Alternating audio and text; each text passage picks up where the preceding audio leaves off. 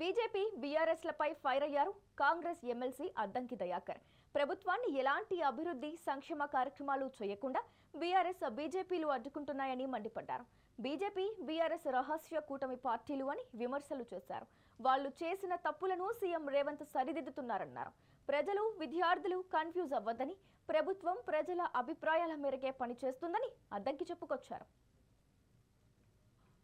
గతంలో చంద్రబాబు గారు అలకేట్ చేసిన ఆ ల్యాండ్ను కాపాడడానికి కాంగ్రెస్ ప్రభుత్వంలో రాజశేఖర రెడ్డి గారు, రోషయ్య గారు, కిరణ్ కుమార్ రెడ్డి గారు, చివరికి రేవంత్ రెడ్డి గారు కోర్టులో కొట్లాడే ఆ భూమిని ప్రైవేట్ వ్యక్తులకు కాకుండా ప్రభుత్వ భూమిగా తెస్తే ఇప్పుడు ఆ భూమి మీద పంచాయతీ పెట్టి విద్యార్థులను రెచ్చగొట్టి ఇటు సివిల్ సొసైటీని రెచ్చగొట్టి కాంగ్రెస్ పార్టీ తప్పు చేసిందని చెప్పి నమ్మించే ఒక ప్రయత్నం చేసి వైఫల్యం చెందిండ్రు.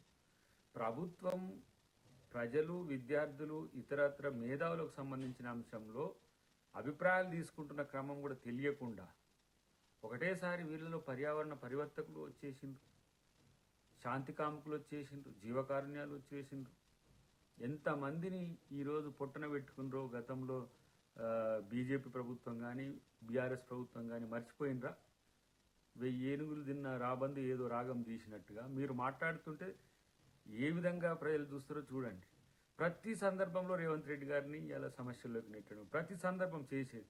ఇలా బీసీ బిల్లు తెస్తే దానికి మెచ్చుకోకపోగా అది జనగణన మంచిగా జరగలేదంటారు.